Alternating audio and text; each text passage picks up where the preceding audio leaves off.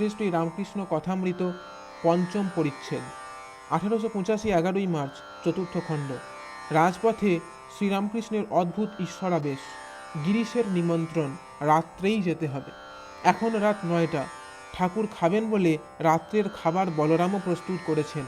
পাছে বলরাম মনে কষ্ট পান ঠাকুর গিরিশের বাড়ি যাইবার সময়, তাই বুঝি বলিতেছেন, বলরাম তুমিও খাবার পাঠিয়ে দিও। দুতলা হইতে নিচে নামিতে নামিতেই ভগবত ভাবে বিভোর, যেন মাতাল। সঙ্গে নারায়ণ ও মাস্টার, পশ্চাতে রাম, চুনি ইত্যাদি অনেকে। একজন ভক্ত বলিতেছেন, সঙ্গে কে যাবে? ঠাকুর বলিলেন, একজন হলেই হলো। নামিতে নামিতেই বিভোর। নারায়ণ হাত ধরিতে গেলেন, পাছে পড়িয়া যান। ঠাকুর বিরক্তি প্রকাশ করিলেন।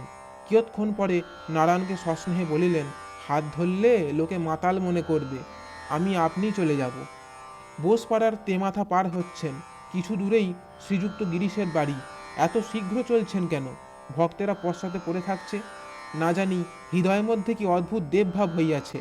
বেদে যাহাকে বাক্যমনের অতীত বলিয়াছেন, তাহাকে চিন্তা করিয়া কি ঠাকুর পাগলের মতো পাদবিক্ষেপ করিতেছেন?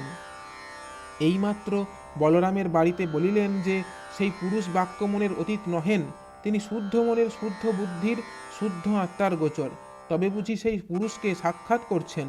এই কি দেখছেন, যো কুছ হ্যায় সো তুহি হ্যায়।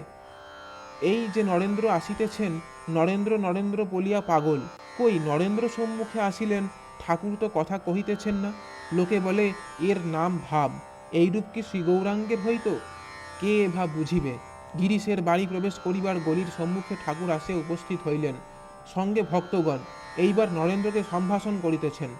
নরেন্দ্রকে বলছেন, ভালো আছো বাবা?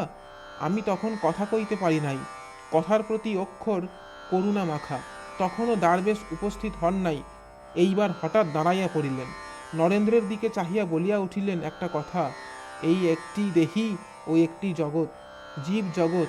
ভাবে এসব কি দেখিতেছিলেন, তিনিই জানেন। অবাক হয়ে কি দেখছিলেন। দু একটি কথা উচ্চারিত হইল, যেন বেদবাক্য, যেন দৈববাণী, অথবা যেন অনন্ত সমুদ্রের তীরে গিয়াছি, অবাক হয়ে দাঁড়াইয়াছি। আর যেন অন্ততরঙ্গ মালখিত অনাহত শব্দের একটি দুটি ধ্বনি কর্ণকুহরে প্রবিষ্ট হইল। জয় ঠাকুর মহাস্বামীজি।